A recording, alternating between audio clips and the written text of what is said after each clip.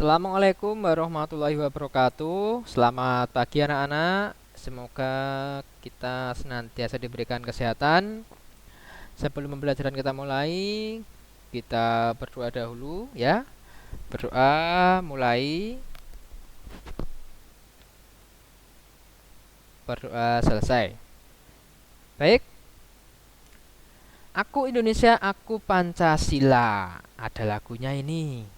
Bagi yang belum tahu, bisa lihat di YouTube ya. Pancasila, kalian tahu lambang dari Pancasila itu apa? Apa ayo lambang dari Pancasila itu? Ya, betul. Burung Garuda. Nah, pada pembelajaran kali ini, yaitu pada pembelajaran tema 4, subtema 3, pembelajaran yang keempat, kalian akan belajar mengenai menganalisis dan menilai perilaku sehari-hari sesuai dengan sila keempat Pancasila. Kemudian menuliskan cara pengolahan barang bekas dengan baik dan benar. Baik, seperti yang sudah kalian lihat pada layar HP kalian mengenai Pancasila. Apa itu Pancasila? Pancasila merupakan sebuah dasar negara Republik Indonesia yang setiap tanggal 1 Juni itu diperingati sebagai hari lahir Pancasila. Pancasila artinya 5 sila. 5 sila yang menjadi dasar negara Indonesia. Pancasila ini sudah sering kalian dengarkan, kalian simak pada saat upacara bendera setiap hari Senin ataupun setiap kegiatan sebelum kegiatan pembelajaran dimulai di kelas. Baik, kita ucapkan bersama-sama tentang apa isi dari Pancasila ini. Kita bersama-sama ya, ucapkan ya. Pancasila. 1. Ketuhanan yang Maha Esa. 2. Kemanusiaan yang adil dan beradab. 3. Persatuan Indonesia. 4. Kerakyatan yang dipimpin oleh hikmat kebijaksanaan dalam permusyawaratan perwakilan. 5. Keadilan sosial bagi seluruh rakyat Indonesia. Nah, itu tadi Pancasila. Dari kelima sila ini masing-masing mempunyai lambang sendiri-sendiri. Untuk sila yang pertama, yaitu sila ketuhanan yang Maha Esa, mempunyai lambang bintang. Sila yang kedua mempunyai lambang rantai. Sila yang ketiga mempunyai lambang pohon beringin. Sila yang keempat mempunyai lambang kepala banteng, dan sila yang kelima mempunyai lambang padi dan kapas.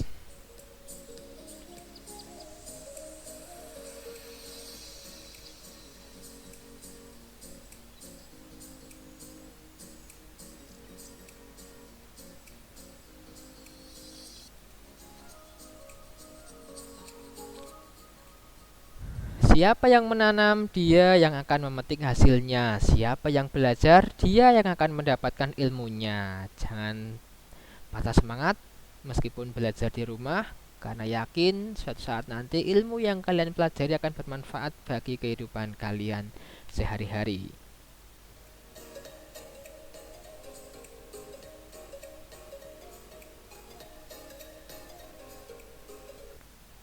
Selanjutnya silakan disimak mengenai bacaan teks cerita tentang pemilihan ketua RT 14. Silakan disimak, Pak Wahyu bacakan, siswa juga menyimak pada layar HP. Di Kampung Danu sedang dilaksanakan pemilihan ketua RT. Danu cukup antusias mengikutinya karena penasaran siapakah yang akan terpilih. Malam itu diadakan musyawarah RT di rumah Pak Joko. Pak Supri yang sudah menjabat sebagai ketua RT selama 2 periode berturut-turut nampaknya masih berambisi, masih ingin untuk ketiga kalinya. Dia merasa hanya dirinya yang pantas menjadi ketua RT, sehingga dia mengusulkan untuk tidak perlu melakukan pemilihan ketua RT lagi. Akan tetapi ternyata warga mempunyai pandangan lain. Atas kesepakatan beberapa warga, mereka mengusulkan Pak Karno untuk menjadi ketua RT. Pak Karno yang kesehariannya sebagai mencari dan mendaur ulang barang bekas merasa kurang pantas menjadi kandidat ketua RT. Pak Karno merasa rendah diri di hadapan warga lain. Akan tetapi, yang warga lihat berbeda. Sikap sopan santun dan kepemimpinan di balik sosok Pak Karno itulah yang membuat warga yakin akan kemampuannya. Dengan penuh kesabaran, Pak Karno tetap mengikuti jalannya pemilihan. Sebaliknya, Pak Supri, seorang pengusaha mebel yang sudah 2 kali menjabat sebagai ketua RT itu, nampak sangat ambisius ingin terpilih untuk ketiga kalinya. Beliau terlihat cukup optimis memenangkan pemilihan tersebut. Waktu pemilihan pun tiba. Guyup rukun warga RT 14 terlihat dari semangat menggunakan hak pilihnya. Hingga waktu perhitungan suara selesai, diperoleh hasil yang di luar perhitungan. Pak Supri yang cukup optimis menang akhirnya harus mengakui keunggulan Pak Karno dengan selisih 17 suara. Dengan lapang dada, Pak Supri bisa menerima hasil pemilihan. Sedangkan Pak Karno dengan sikap bertanggung jawab siap mengemban tugas warga sebagai ketua RT 14 yang baru. Seluruh warga RT 14 menutup pesta demokrasi di lingkungannya dengan mengadakan syukuran bersama. Danu pun menjadi paham bagaimana ketua RT itu terpilih melalui musyawarah warga di lingkungannya. Bagaimana, sudah jelas mengenai cerita tersebut? Jika sudah, selanjutnya berdasarkan cerita di atas, sikap apa saja yang bisa kita contoh?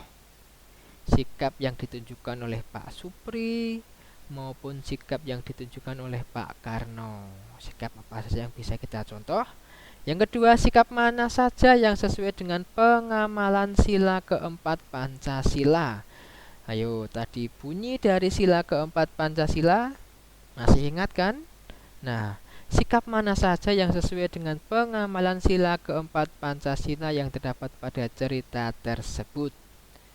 Silakan kalian tulis, kemudian hasilnya kalian foto, kemudian kirim melalui grup WA kelas.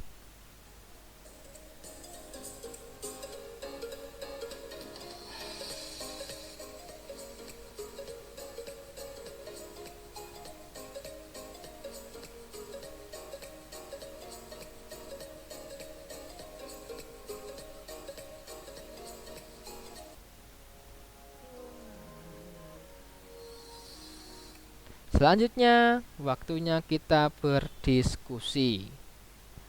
Pembagian kelompok masih sama seperti kelompok yang kemarin, ada 4 kelompok.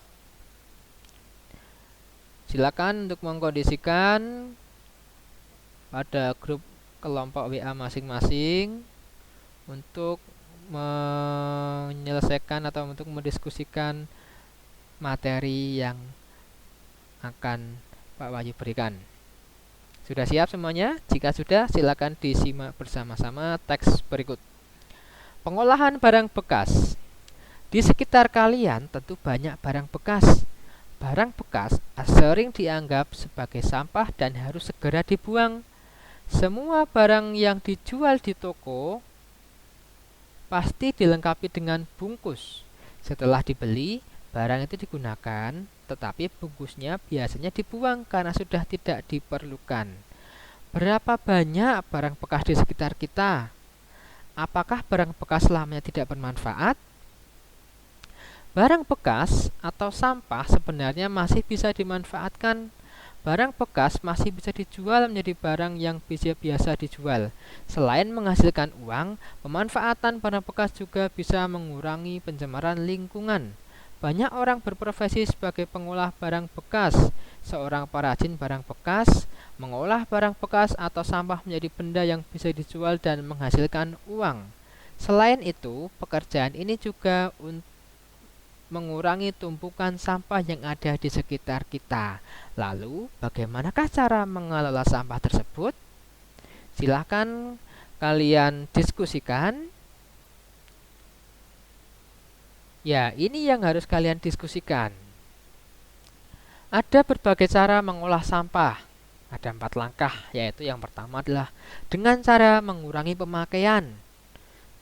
mengurangi pemakaian barang-barang yang menjadi sampah tadi, atau dengan kata lain reduce. Yang kedua adalah memakainya kembali menjadi barang yang sudah tidak kita gunakan bisa kita gunakan kembali sebagai pengganti barang lain. Yang ketiga, mendaur ulang barang tersebut atau recycle. Yang keempat, mengganti ulang atau replace. Untuk penjelasan materi ini, jika belum paham, bisa kalian diskusikan dan mencari informasi yang ada pada internet. Selanjutnya, tugas diskusi. Ya, ada 2 tugas, silakan dicermati dulu. Nanti akan Pak Wi jelaskan.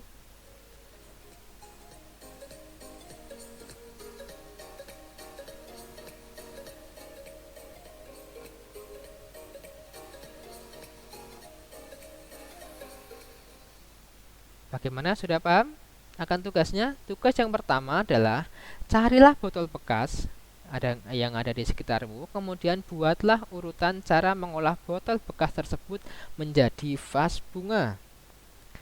Tugas yang kedua, carilah kardus bekas, kemudian buatlah urutan cara mengolah kardus bekas tersebut menjadi kotak tisu. Jadi, setiap kelompok membuat 2 tugas sekaligus. Silakan dibagi secara adil.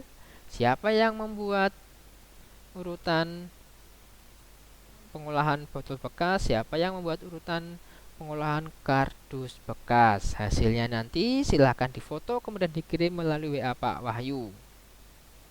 Karena selanjutnya akan kita diskusikan bersama.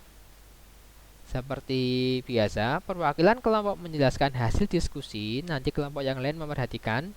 Kemudian tulislah catatan-catatan penting serta memberikan tanggapan jika ada. Kemudian hargai pendapat dari kelompok lain. Nah, dari hasil diskusi ini akan Pak Wahyu pilih kelompok terbaik yang akan mendapatkan penghargaan dari Pak Wahyu. Kiranya